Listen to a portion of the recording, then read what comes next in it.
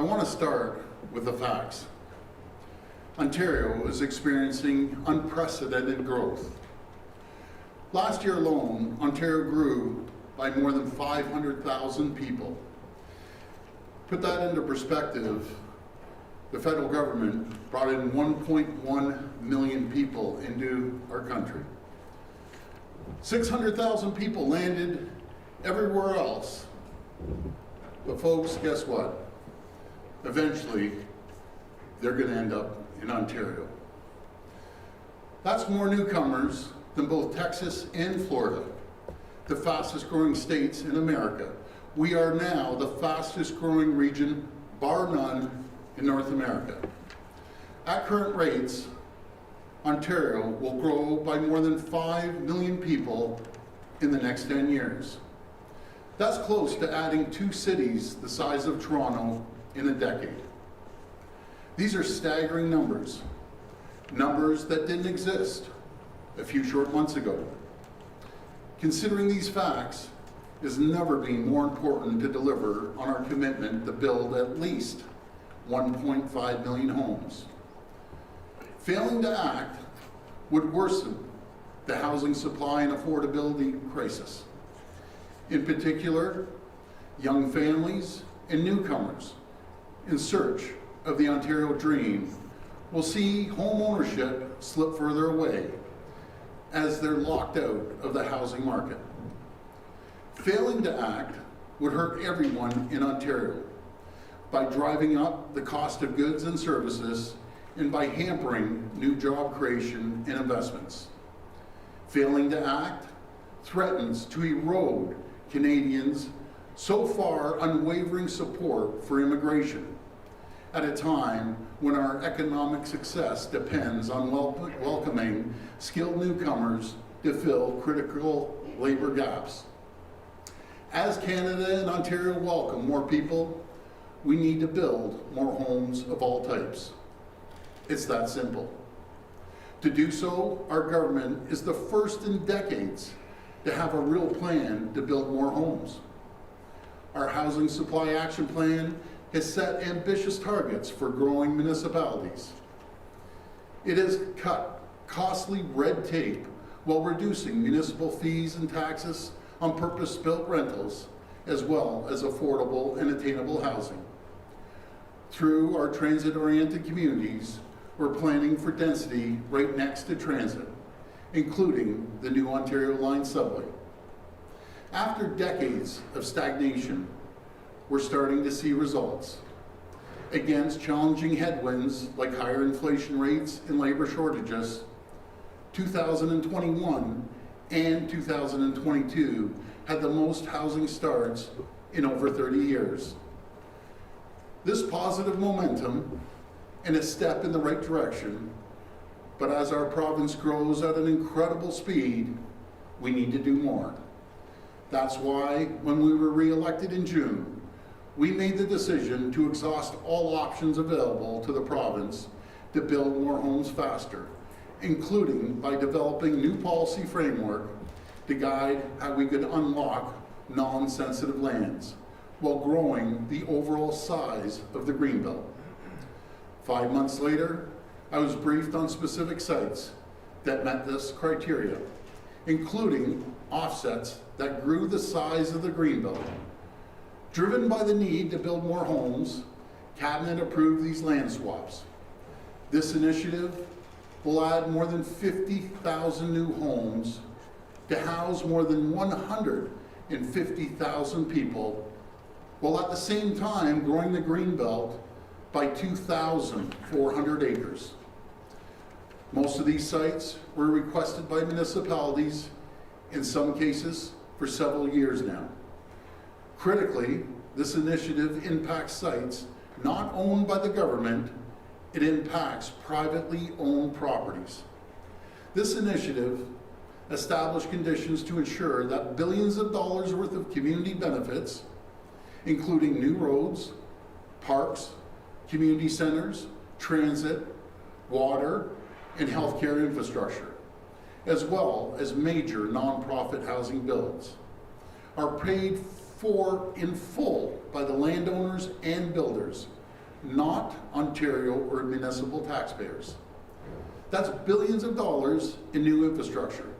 That's new schools, parks, community centers, long-term care homes, and hospitals. That's new supportive housing. That wouldn't exist if our government didn't make the decision to unlock these properties. We're also requiring that new home construction begin no later than 2025, with significant progress on approvals and implementation by the end of 2023. If these conditions aren't met, we'll return these sites to the Greenbelt. This initiative will also spur significant economic development and GDP growth by creating new construction jobs and long-term employment opportunities in healthcare and social services. Now, while we'll never waver in our commitment to build more homes, we know that there are areas for improvement as we move forward. We were moving fast. We couldn't have had a better process. We could have had a better process. As Premier, the buck stops with me, and I take full responsibility for the need for better process. That's why we support and will implement 14 of the report's 15 recommendations. Doing so will strengthen government process. Every day we receive dozens of requests and proposals. We receive them from stakeholders, MPPs of every party, and everyday voters. Some of the best ideas we get come from outside the government, and it's important that we never stop listening. These proposals, they span every ministry: health, long-term care, transportation, and yes, housing. What matters is that the right processes followed once we receive these proposals. In this case, every proposal was measured against our requirements. Those that met them were considered for approval. Those that didn't, weren't. And as I've said, moving forward, we recognize that the process should be better. As we implement the report's recommendations, it will be better. At the same time, as Ontario grows, we won't deny 50,000 families, 150,000 people a chance at owning a home. We have two choices. We can build more homes, or we can sit back and let the crisis get worse. Our government is choosing to build. And as we continue to respond to the housing supply and affordability crisis, we need to keep moving. We were elected on a promise to cut through delays, to stop the never-ending talk, and deliver for the people of Ontario. When it comes to delivering, there are few issues as important as building more homes. That's why our government will proceed with these developments, so long as our criteria and requirements are met. And as we work to meet our promise to build at minimum 1.5 million homes, we will do so in a way that builds public trust and confidence in the process. We'll do everything in our power to support every newcomer and young family in search of the Ontario dream. That's my promise to you. Thank you, and God bless the people of Ontario. Now, Minister Clark and I will take questions. Reporters could please identify yourselves by name and outlet. It'll be one question and one follow-up per reporter. First question. Hi, Premier Liam Casey with the Canadian Press. Hi. The Auditor General said you and the Housing Minister didn't know what Minister Clark's Chief of Staff was doing with the Greenbelt project. How did both of you not know? Well, I look at it, we run a $204 billion a year operation. I have trust in my ministers, I have trust in our caucus, and I have trust in our staff. And I found out the day it was going to cabinet, and that's not unusual for a premier to find out what's going on the day before you go, the day of when we go into cabinet. And that's when I found out. I approved it. At the end of the day, I take full responsibility for the process. But I can tell you, we have a housing crisis, the likes of which this province and this country has never seen before. And the reason we have a housing crisis? Because we have economic growth, the likes of which this province has never seen before. People choose Ontario from around the world to come here, raise a family, to start a business, to start a better life. And as I mentioned earlier, 504,000 people landed in Ontario last year. So that leaves 600,000 people that landed everywhere else in the country. Well, folks, I will put my bottom dollar on it. 40 to 50% of the balance of the 600,000 eventually will come to Ontario, because that's where the growth is, that's the quality of life. No better place in the world than right here in Ontario. I'd like to give the minister a chance to respond too. So we were given a clear mandate by the people in June, and I was given a clear mandate, as the Premier stated, to get a plan in place to build homes and build them as fast as possible. We're in the middle of a housing supply crisis. It's a severe crisis, and our severity required us to act quickly. I acknowledge the recommendations in the Auditor General's report that indicate that we need to make some changes. I respect that. I agree with those recommendations, and I will implement them. I've been very clear about when I knew about the properties. It was the week before it was presented to Cabinet. But I have a very huge mandate for the government. I've delivered housing supply action plans. I've delivered strong mayors. I've delivered housing pledges for our municipalities. And the government has had results, as the Premier alluded to. The severity of the crisis dictated our government acting quickly. I recognize the changes that are recommended in this report, and I acknowledge that we need to implement them as soon as possible.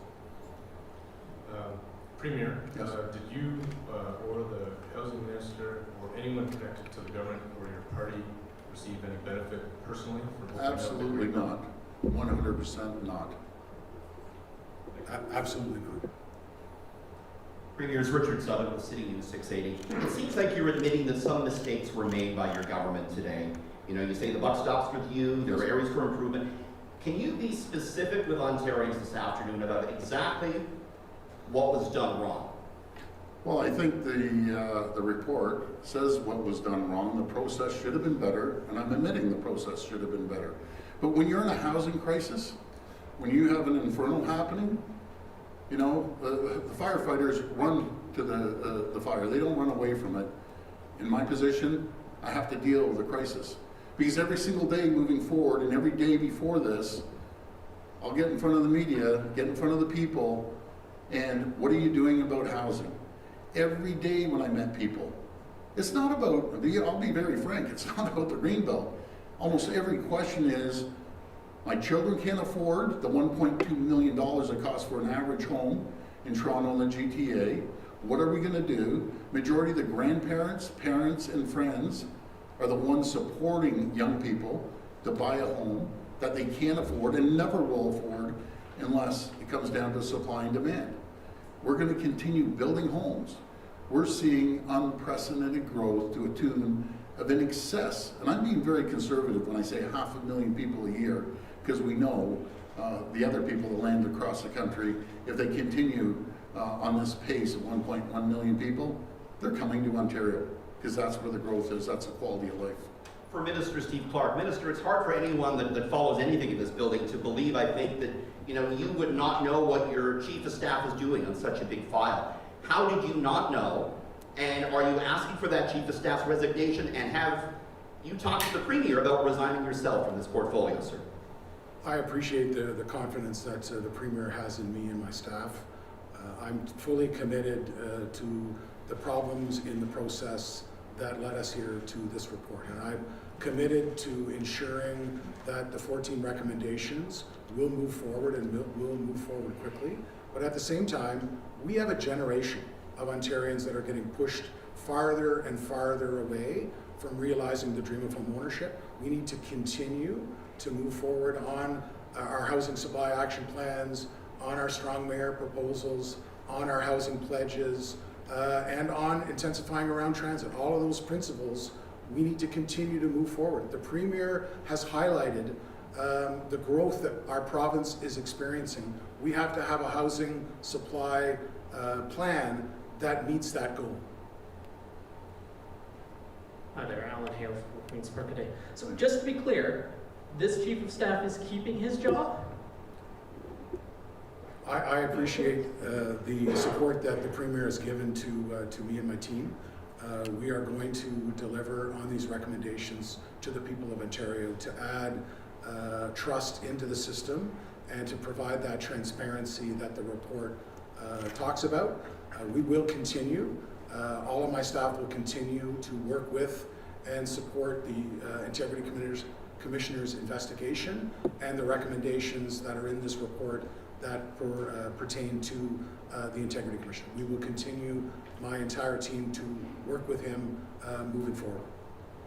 Mr. Premier, you criticized the last changes to the Greenbelt as being the result of obviously, how we put it, a bunch of liberal staffers with crayons in a back room. But it seems like in this case, the changes were mostly decided by packets at a party. Can you please explain why you guys, for months and months and months, denied that there was any problem here until it literally had to be dragged out of you by an Auditor General report? How can anybody in Ontario believe when you say there's no problem, and how can we be sure that you're just not gaslighting everybody? Alan, the Premier's already addressed the information. There is a big difference between receiving information than advancing government policy before it has been decided. The Premier's acknowledged we receive information from a wide variety of sources. I can think most question periods, I receive an envelope from someone in the legislature about a particular plan, many of the times from the opposition. Regardless, the information that is in this report, the recommendations regarding how we receive information, is extremely important to us. And again, we will implement those recommendations to bring that transparency back into the system. I would still like to hear from the Premier on this. Well, I'll just repeat what the minister said. We could be sitting in the legislature and members of the opposition will come up and say, here's a proposal. I'm not against that. The best ideas come from outside the government. That people will send in, no matter what government it is, by the way, will send in proposals to a certain minister or my office. It goes through the process. And we look at it, and if it's a good recommendation, then we sit down and discuss it. But if it's not a good recommendation, then we don't move on it. But this all goes back to affordability. The number one issue facing Ontarians right now is affordability. We see gas prices jacked up. We see people losing their home because the interest rates were jacked up, that I'm dead against, and the speed they were jacked up from the Bank of Canada and the governor from the Bank of Canada. That's unacceptable. I've heard story after story, and I know the media's heard story after story. The last one I heard is about a woman up in Barrie that used to pay, I think it was $2,400 on her mortgage, now paying over $6,000. Her husband works 2 jobs, she's working 2 jobs, and they can't afford it, and they have to sell their dream house that they worked their back off. That's what's affecting people. When they go to the grocery store and they see the prices going up, that's what people are concerned about.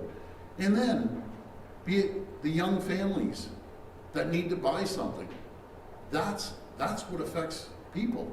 When they have to rent a place and they don't have enough rentals, that is what affects each and every one of us, including the people in the media. They have families, they have young families, and they're gonna go to you, your kids, and say, you know, Mom, Dad, I need a deposit.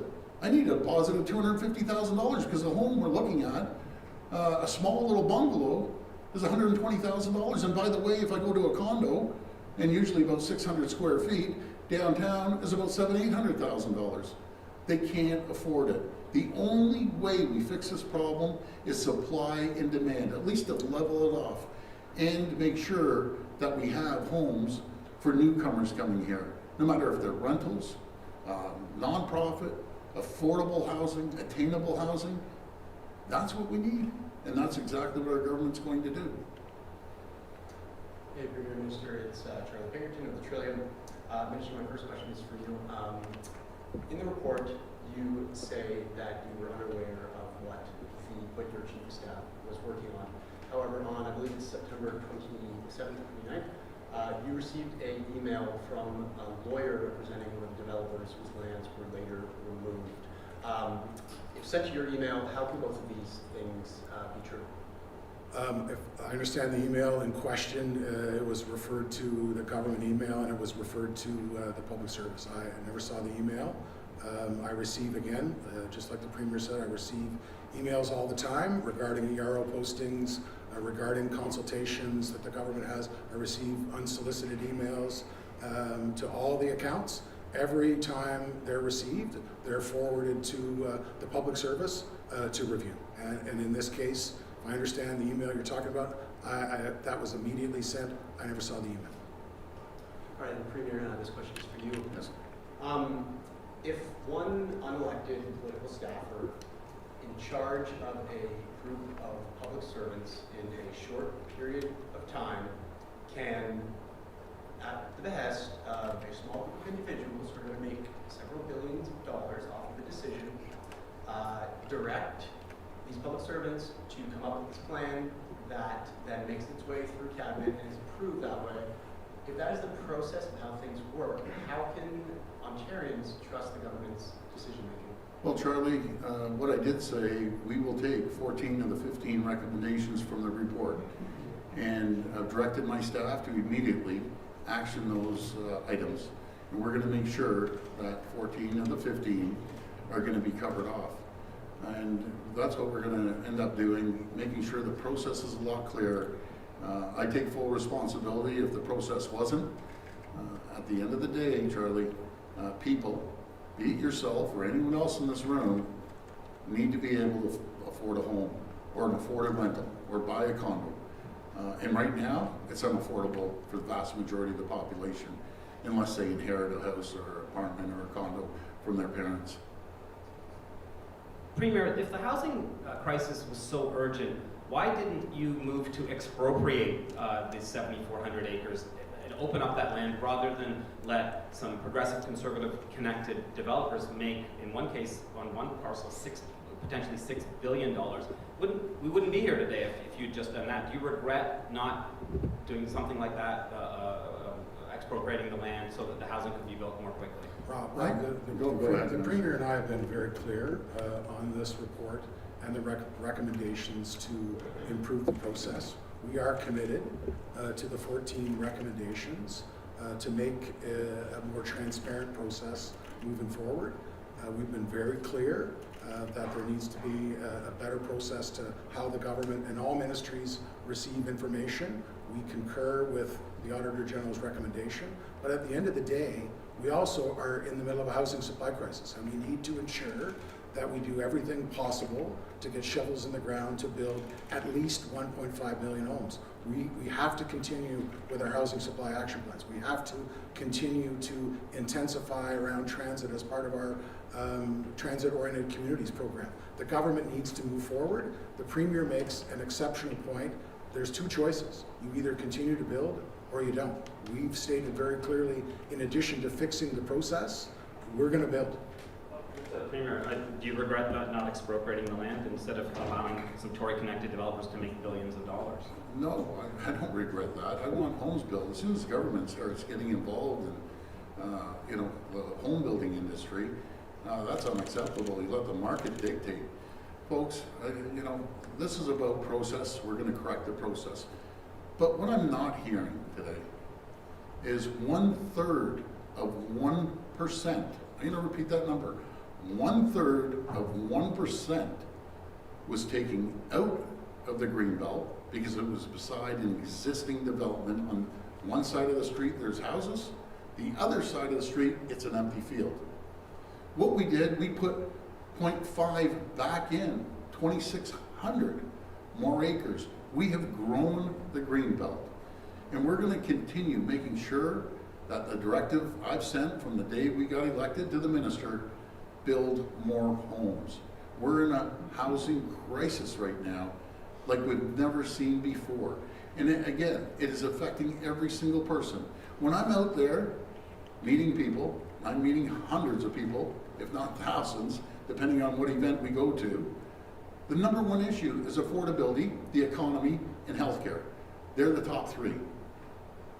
I've yet, let me correct that. I had one person come up to me and say, oh, I'm concerned about the Greenbelt. After I explained this to the lady, she went on to tell me how her grandkids can't afford a home. And she fully understood it.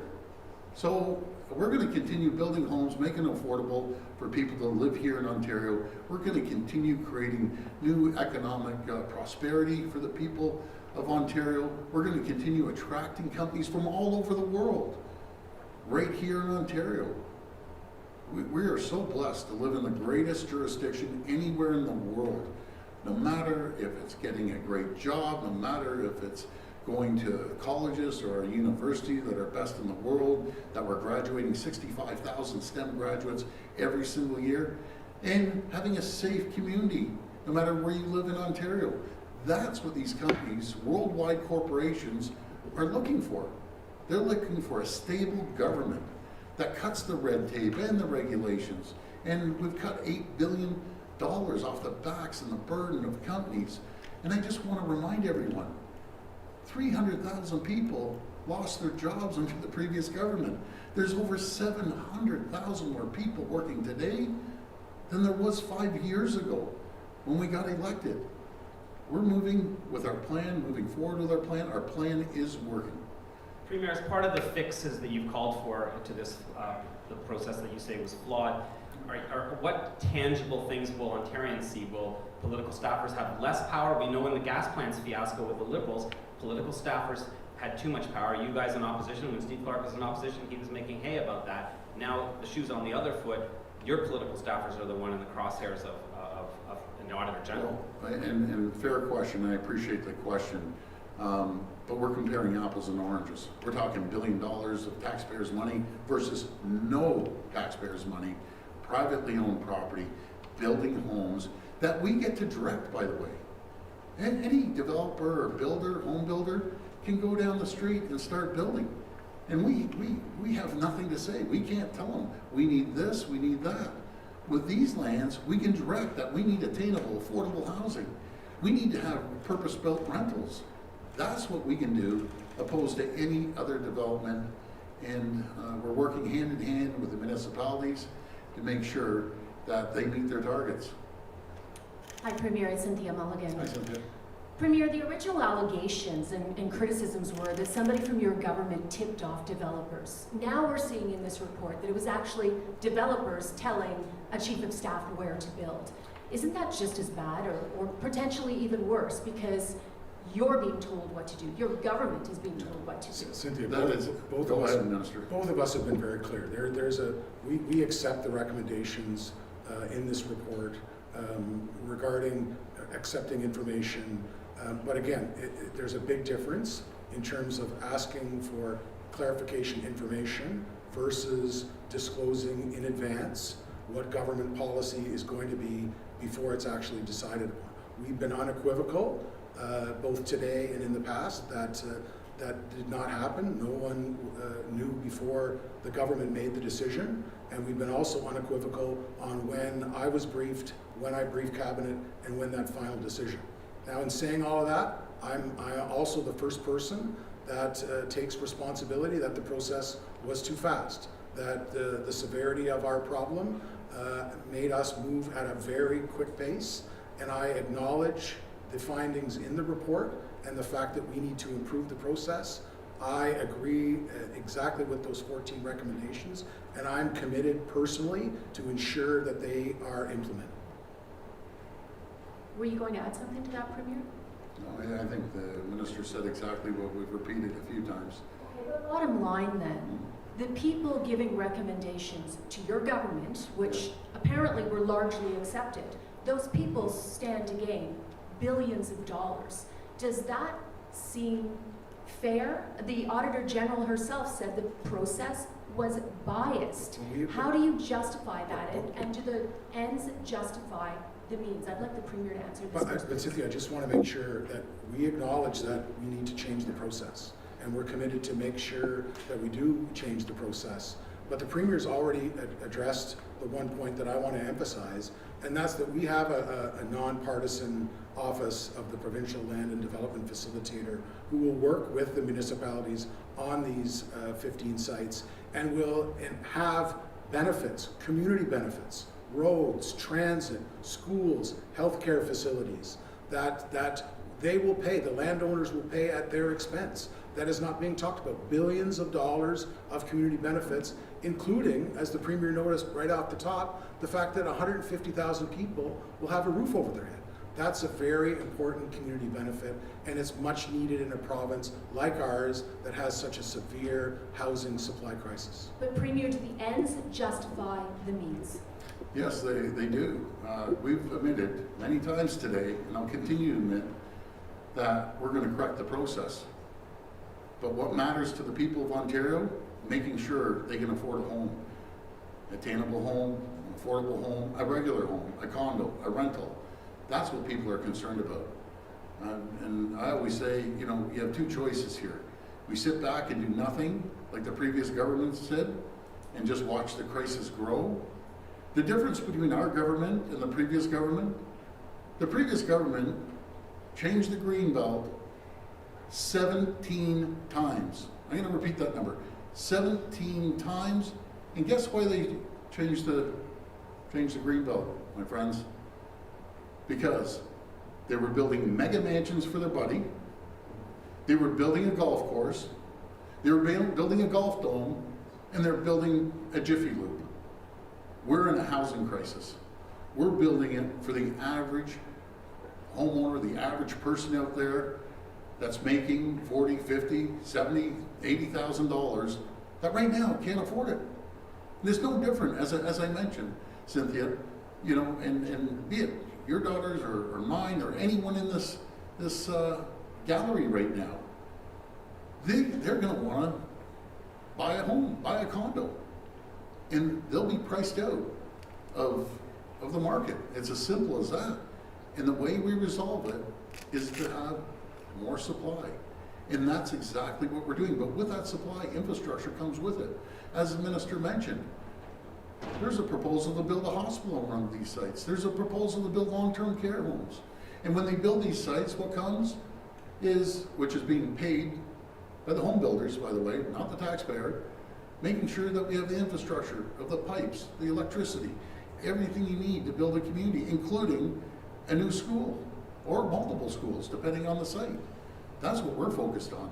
And these people, the 150,000 people at minimum, are going to be thankful they have a place to call home, have the Ontario dream, have a roof over their head.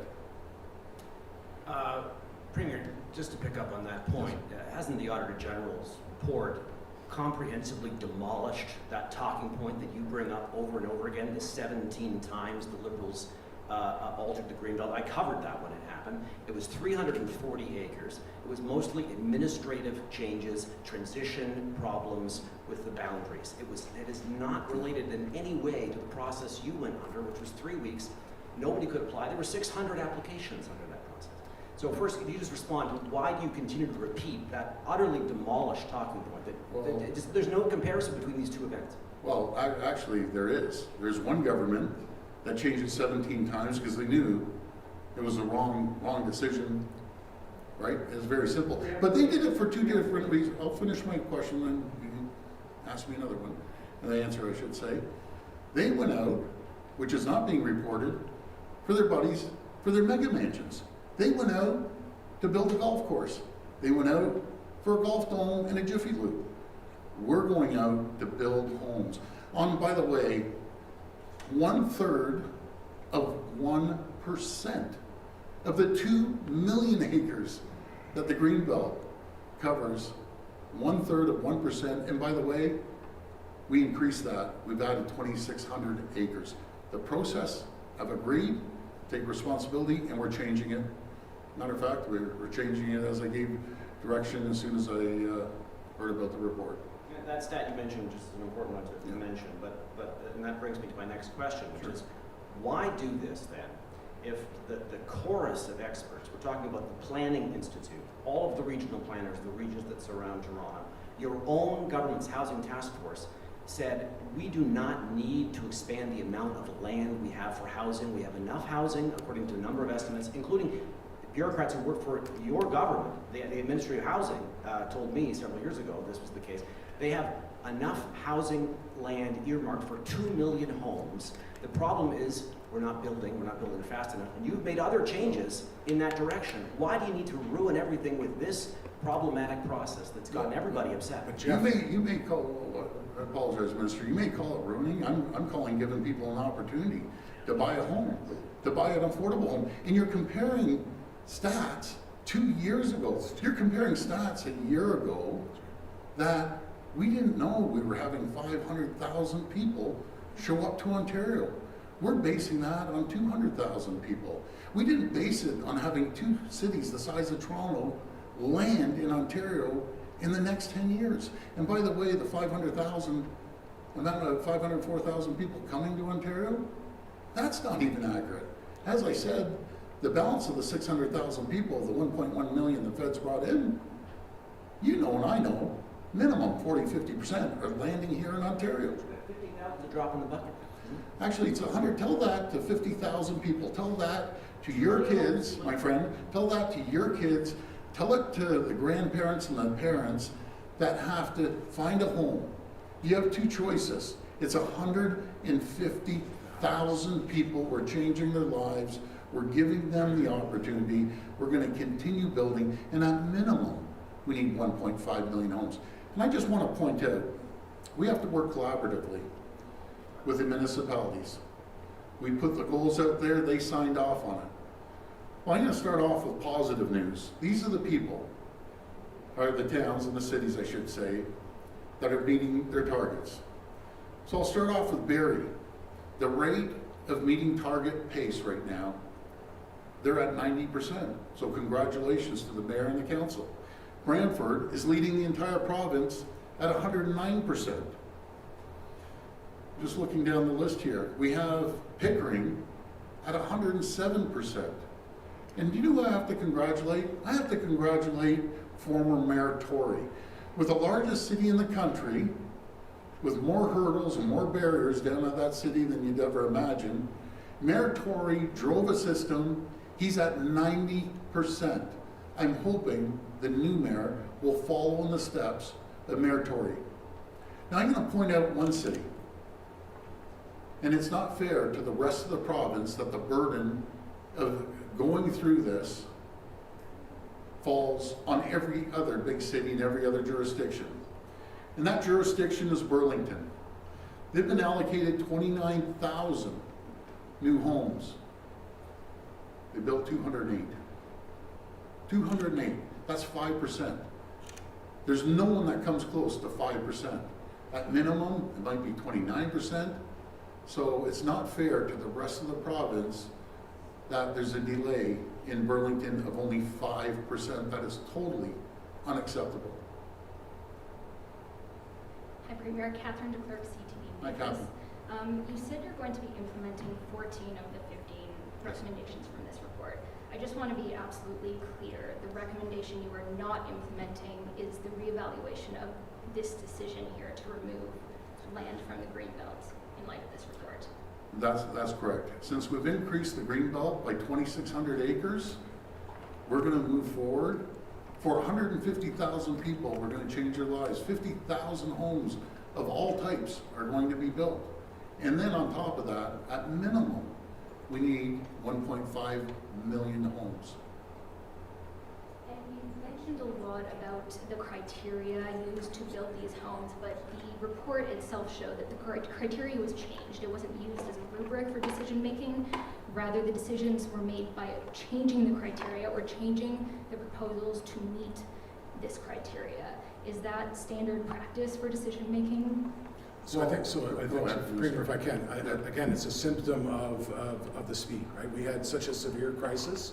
We went to the people in June, were reelected on a plan to build at least 1.5 million homes, and we acknowledge the report that indicates that the process was flawed, that it was too fast, that there needs to be change. So I acknowledge that we need to do better. I accept responsibility as minister to implement a better plan for Ontarians, but at the same time, we can stop or we can move forward, and it's very important for us to build upon our housing supply action plans, our municipal pledges, our transit-oriented community plan, with providing an opportunity and hope for 150,000 people to have a home under them, and also to have the community benefits, the schools, the healthcare facilities, the parks that make up for that at the expense of the landowner. So I acknowledge that the process needs to be improved,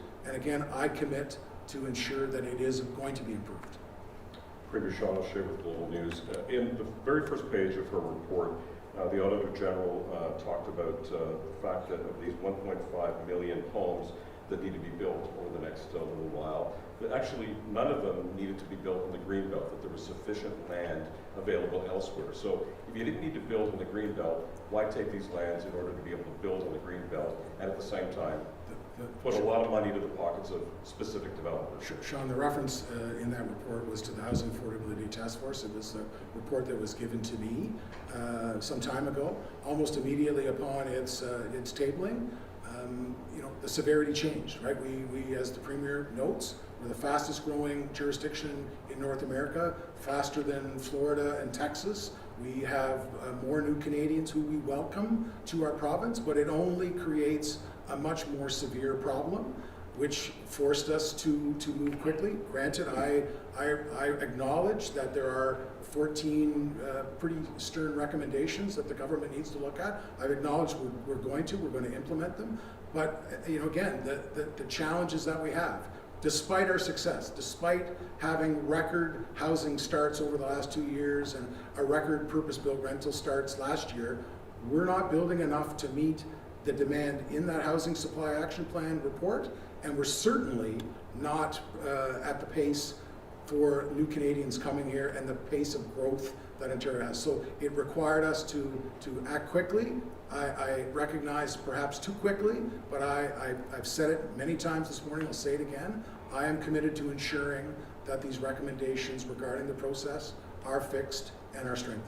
And lastly, can the Premier comment on whether these two developers who stood to profit to the tune of about $8.3 billion were his friends?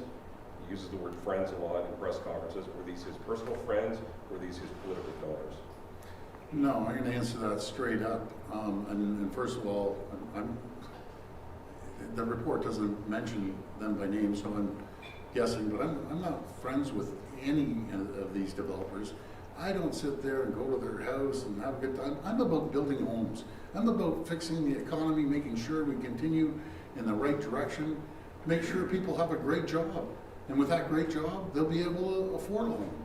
So I look forward to making sure that we build the 50,000 homes for 150,000 people and the families, and building beautiful communities paid by the landowner, the home builder, for the infrastructure. Were they not your friends, Premier? Well, again, I think I answered that question pretty clearly. Hi, Fatima Saib with the Narwhal. My first question is for the Minister. Can you be clear? When did you learn what your Chief of Staff was doing, and what was your understanding of what he had done when you presented your plan to Cabinet? I've been very clear that at the end of October, it's in the report, when I was briefed by my staff, both political and both political and non-political public service, and the recommendation was recommended to Cabinet the following week, and Cabinet accepted it. It's documented in the report, and I've said it many, many times. Premier, I have a question about growth. I know you want to talk about growth. For the past several months, we have heard you equivocate growth with immigration. And if implicitly, if not explicitly, you've created this trade-off, immigration for land, for the natural environment. We have to forego the Greenbelt to build houses to accept newcomers to Canada, to Ontario specifically. But the fact is that the newcomers that are coming to this province aren't able to buy a house. And you're not seeing houses built. I can fill this room with immigrants, Premier. I am one myself, and I can tell you for certain that they can't afford a house. So my question is, homes aren't being built, and the Auditor General in her report today found that there is no accountability mechanism in place to ensure that homes are built even on the parcels of the Greenbelt that have been opened. So when you talk about fixing the process, does that include an accountability mechanism?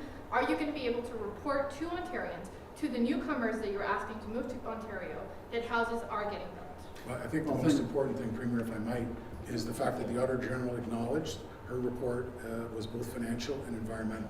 I want to ensure that for the 7,000 acres, the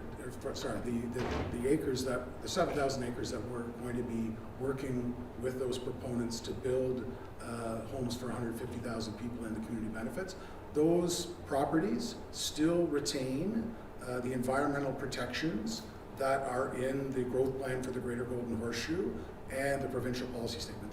The government has not changed the existing protections for those properties. As well, there are over 9,000 acres of property that will be added to the Greenbelt, that will add environmental benefits, the urban river valleys, and part of the Periscope Moraine. So that point hasn't been talked about enough as far as I'm concerned. The fact that the Greenbelt is going to be larger, regardless of the development opportunities, than it was when our government first took office. And at the same time, the accountability measures that are in this report that the Auditor General has put to Ontarians that need to get changed.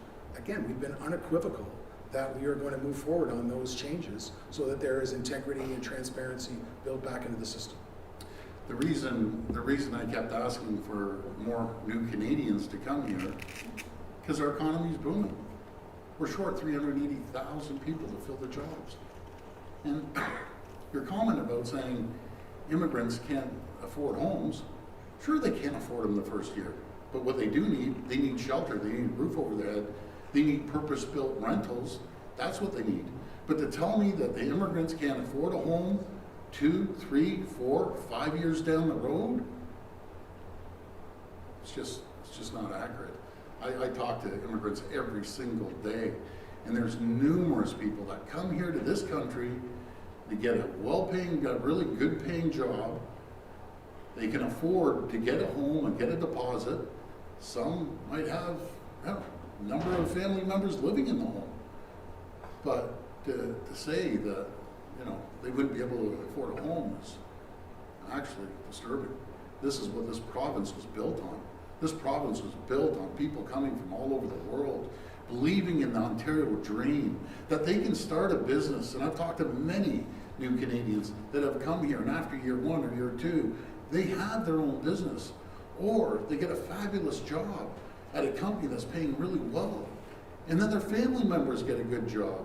And then they all save money, and they put down a deposit. They want to make sure their kids are educated when they come here, until they don't have to go through the struggles that they have faced.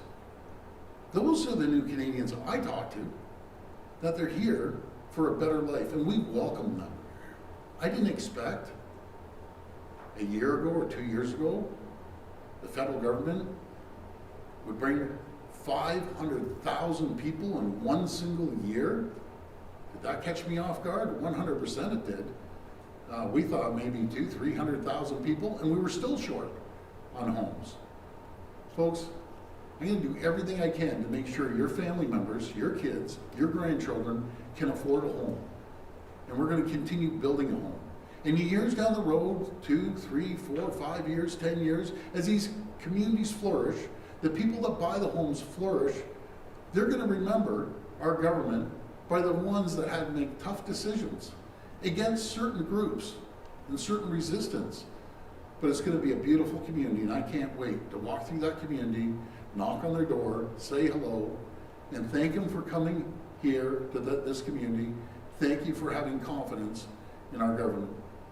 Harrison Lowen with the Agenda Steve Pagan.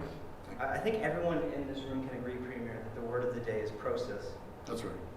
That you say there are definite errors in the process, but it's people who carry out processes, people behind them. That's right. So I think people here are wondering who exactly those people are to blame for the bad process you described, and will they be facing any consequences?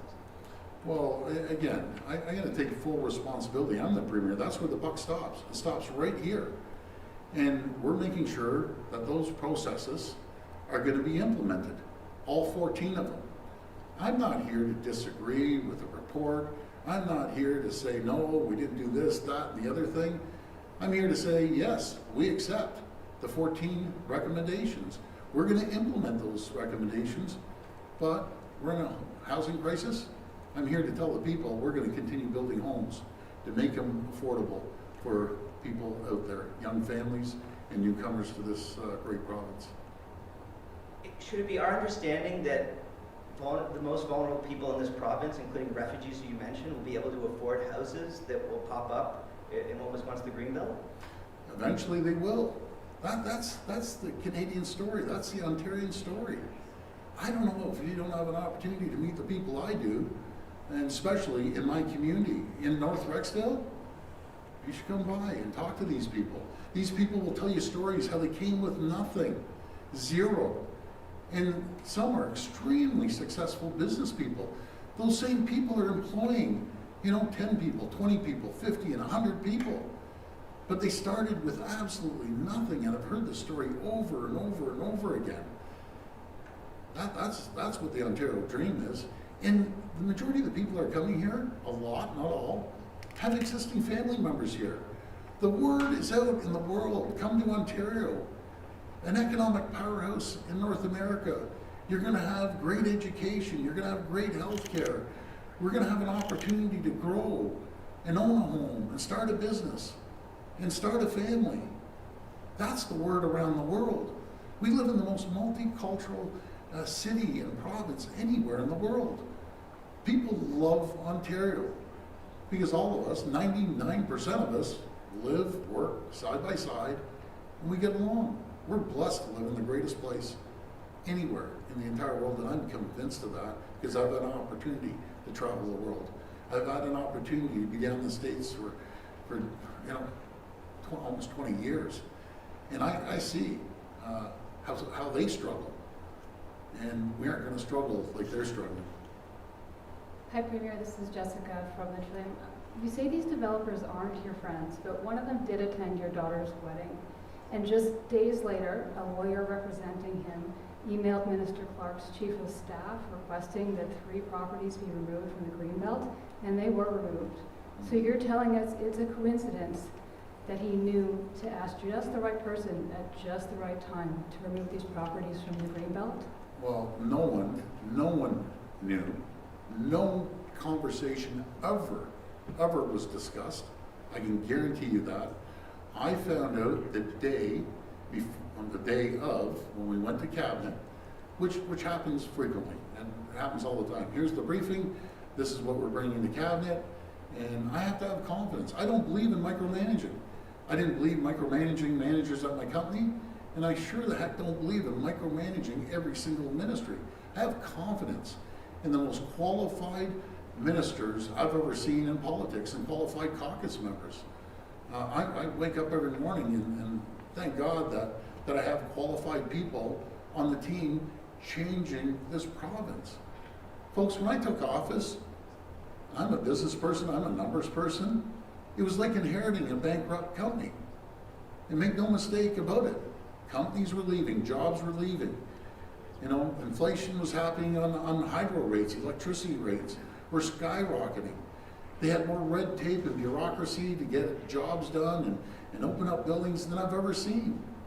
We've changed that, and we're going to continue focusing on continuous improvement. We're not perfect by any means, but we acknowledge when there's a problem, and we're going to correct that problem. And we're going to make the system better every step of the way, no matter if it's housing or healthcare or long-term care or putting broadband around the province.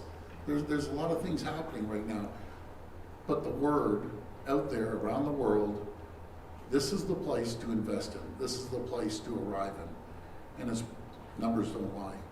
My follow-up goes to Minister Clark. I'm trying to understand something. Did you never ask your chief of staff how it was these properties were being evaluated for removal from the Greenbelt? And if you did he mislead you? Or if not, why not? I acknowledge that we moved very fast after the last election, and that we made a process too quickly, to be able to have the due diligence that's been outlined today in the report. I've been very clear about when I was briefed on the properties, when I briefed cabinet. And again, we acted fast because of the severity of the problem. We acted fast because, as I've said, a generation of Ontarians don't see the opportunity to own a home that meets their needs and their budget. And what this opportunity provided us was not just a home for 150,000 people and tremendous community benefits, working with our municipal partners. But again, I acknowledge that we need to do better, and I commit to working through those recommendations and making sure that they get implemented. The process needs to improve, and I'm committed to make sure it does improve. Hi, Camille with CBC Radio Canada. Premier, just to be sure, do you have bigger plans going forward for the Greenbelt, or are you considering opening up more of it? I have no plans right now. I just want to get these built. I want to meet the 1.5 million homes that we promised to get built. I want to work in collaboration with the cities. In cooperation, we want to give the cities benefits to continue building. But, you know, in Ontario, we all share the responsibility. You can't have one outlier saying everyone else is going to take the burden, and by the way, we aren't doing that. That's not the way we operate here in Ontario. Everyone equally is taking the responsibility to build these homes. But do you confirm that initially there was a second round of removals that was planned? Again, they brought this proposal to me the day of cabinet, which they do often. I reviewed it. My exact words, did you cross the T's, dot the I's? Yes, move forward on it. But again, I don't want that to be just set aside and left to linger. There isn't a plan by the government to do anything other than implement these recommendations and deal with these 15 properties. There's nothing else. I'm not sure what you were alluding to, but in terms of this decision to improve the process, we're committed to that, and we're committed to ensure that those 50,000 homes to help 150,000 people have a place to call home. That's going to be our focus with our municipal partners and with our non-partisan provincial and land and development facilitator. Hi, Premier. Al Sweeney with CHCH. You mentioned Burlington there. I just wanted to follow that up with you. What are you thinking there, and what's the province going to do? Well, we're going to sit down, and I think the mayor's a good person. I have to sit down and ask her what the problem is. But what the mayor can't do is start diverting the attention. Oh, it's the home builders. They aren't doing anything. Well, I'm sorry. When there's 28 other large cities, all pretty close to hitting their targets, maybe some a little below, there's no excuses. When someone wants something done, like the mayor of Barrie, the mayor of Niagara Falls, the mayor of Brantford, and their teams out there, and the mayor of Pickering, when they want to make things happen, they make things happen. When you don't want to make things happen, you put hurdles and barriers every step of the way. And I want to thank those cities I just mentioned. I was out making an announcement in Pickering, in their business park. I met the majority of their councillors. They're a council, as they said. We're a council that gets things done. The mayor is fabulous out there. He's getting things done, not only on the housing side, but on the economic side. They're opening up massive plants out in Pickering. When you create the environment and the conditions for companies to invest in your community, then they're going to show up. When you don't create the environment for companies to come, they won't even look at you. They'll look the other way. And I love Mayor Joe down in St. Thomas. Number one selling feature, he would say in front of Volkswagen, was, the answer is yes. What is the question? As far as I'm concerned, Mayor Joe is a champion. And he was instrumental in landing Volkswagen. He was instrumental in rejuvenating St. Thomas because they lost 5,000 auto jobs. He's the reason people are going to have a great income. He's the reason why Volkswagen showed up, along with a lot of other people that worked, including my minister, Vic Fidelli, who was outstanding. But I heard it from the senior management at Volkswagen. The reason we're here is because we worked well, the province worked well with the municipality, and I gotta give Minister Champagne, the federal minister, he was incredible as well. This is what happens, folks, when you work collaboratively with all three levels of government. You pull one piece of that puzzle out, and it falls apart. But when you work with the municipality, the province, and the federal government, that has been outstanding partners. That's how we create economic growth. Thanks. Thank you. To get back to the auditor's report, Yes. one of the headlines of this is that these developers, I just wanted to ask you about this again. Sure. These developers stand to make more than $8 billion in the value of the property that they own, substantially more. It's a windfall for them. Are you okay with that? I'm okay with people building 50,000 homes, 150,000 families. I'm okay with the home builders contributing billions of dollars for community centers, to hospital, to long-term care, to infrastructure of roads and pipes and sewers. Yes, I'm okay with making sure that the people, the 150,000 people, have a roof over their heads. And when they're living in those homes, I can't wait to go by and say hello and thank them for coming to the community. This will be the last reporter. Hello, Premier Minister Mike Walker, CTV. For the past hour, you both have repeatedly said that we acted too fast, that the process is flawed. You vowed to make improvements moving forward, but just clearly state, why not take a second look? If this process was flawed, why not reevaluate? Because the problem is so severe. We literally have a generation of people who have no hope. They don't have a hope to have a home that meets their needs and their budget.